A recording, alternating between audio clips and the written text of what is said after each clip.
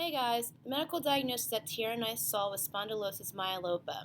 So we'll start out by introducing to you guys what it is, and then we'll give you some insight as to what we did during our session. Spondylosis myelopia involves degeneration of the disc of the spine and compression of the nerve roots. It typically presents with weakness, decreased motor skills, and sensation changes. Our patient was diagnosed via MRI. Our patient was a 77-year-old African American male who was relatively independent prior. He had a lot of complacent sensation changes, weakness, and muscle imbalance for a few months. He then had a laminectomy and fusion of his cervical and upper thoracic spine. However, he's now noticing left upper extremity changes that weren't present prior to surgery. From his medical chart, we saw he has a history of BPH and diabetes type 2. He has a two-story home to go back to, but luckily he lives with his wife and son, and both parties are available to provide assistance if need be.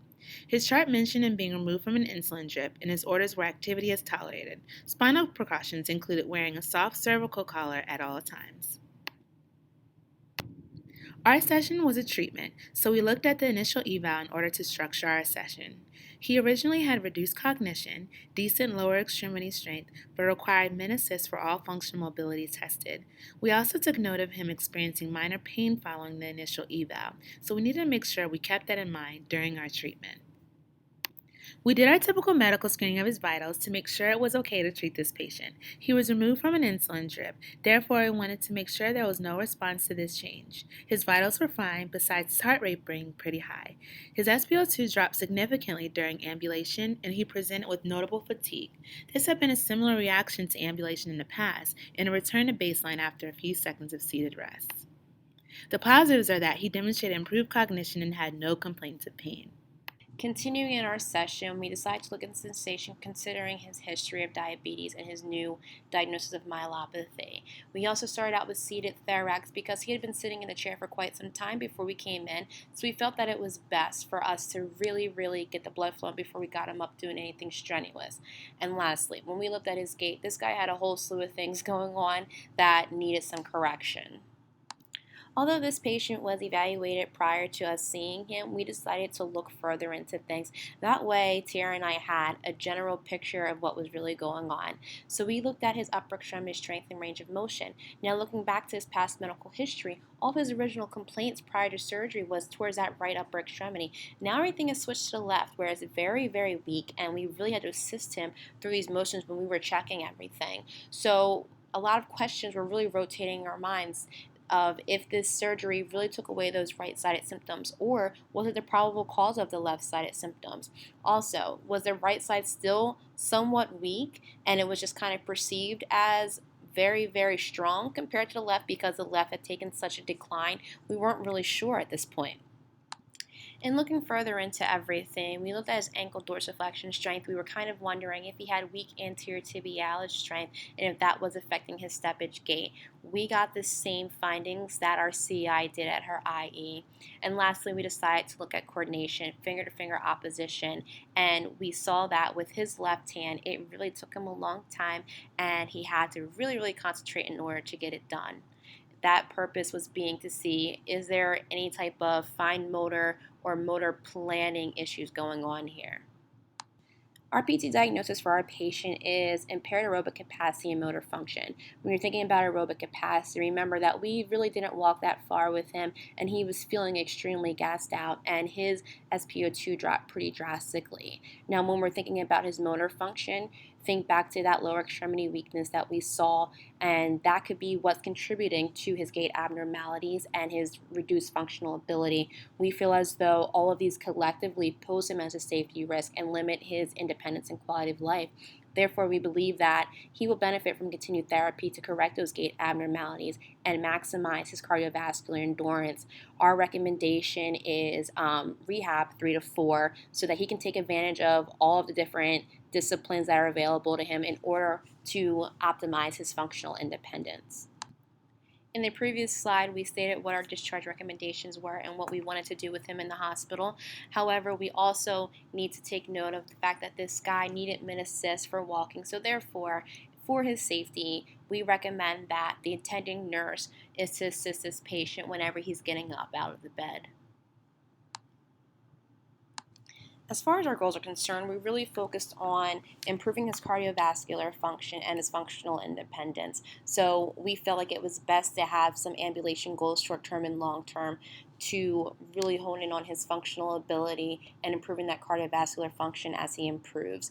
We also felt that considering his upper extremities weren't where we felt they need to be in order for him to be independent to do either bilateral upper extremity activities, doing things overhead, we felt that improving his range of motion and his strength would be very beneficial for this patient. Research shows that with cervical myelopathy, surgically treated patients have better outcomes overall despite exhibiting a greater number of neurologic symptoms. So, with knowing that, we can expect the patient to have a better recovery post surgery. We expect him to return a prior level of function, considering that his presentation is similar to what was seen in this article. Another positive is that he's very motivated, impressionable, and compliant to recommendations. We agreed with his original discharge recommendation of rehab 3 to 4. Our thought process is that the patient demonstrates need to PT and OT at the least in order to work on getting him to a point to where he can function within his home and in the community. One could make the argument that he has assistance at home. However, the manner of his presentation suggests neurologic involvement. Home PT is not going to be extensive enough to improve his function to where he needs and wants to be. He also has yet to negotiate stairs, which we know he lives in a 2-story home.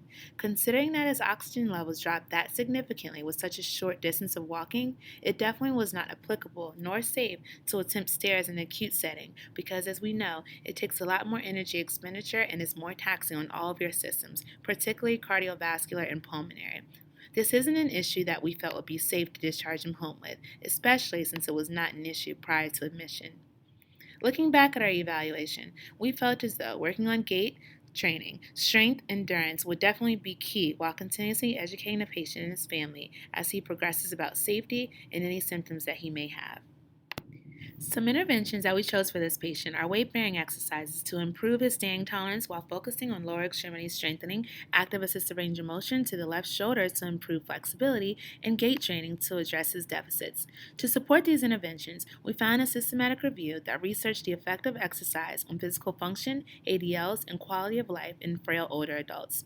The older adults included had a variety of health issues, including limited exercise capacity, poor muscular strength, restricted flexibility, and glucose intolerance, just to name a few. In the study, the intervention group participated in an exercise training program with components involving flexibility, aerobic exercise, coordination, balance, repetitive performance of ADLs, and gait training. The conclusion of the study found that exercise is beneficial to improve balance, gait, and performance in ADLs in the frail older population. We chose these interventions because we felt like they incorporated the same ones from the study, such as balance, flexibility, and gait training, which showed to be beneficial for older adults, such as the one in our case.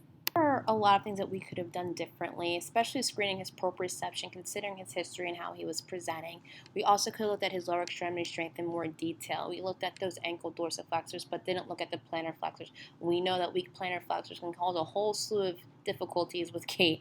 And then also in our research, we found that a lot of people with this medical diagnosis have hyperactive DTRs. Granted, we didn't know this prior to going into the situation, but if we can go back and change anything, that would have been something good to do in order to make our evaluation more conclusive. We also could have discussed his diabetes a little more, considering that he was on an insulin drip and we really didn't know why. We also could have included the family because they were there. And lastly, things would have gone a lot smoother if we were better prepared as a unit. We didn't devise a plan before going into the room. We typically work really well together. However, things probably would have went a little bit better if we sat down and figured things out prior. Things that we can take away from this experience.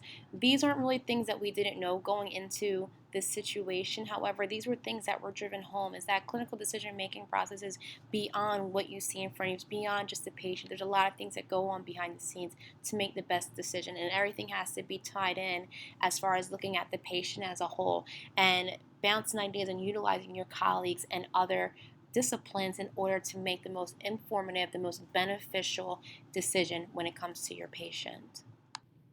Thanks, guys, for listening to us. We really hope that you were able to take something away from this. If you have any questions about what we saw, please let us know. And ending this will be our references. Thanks.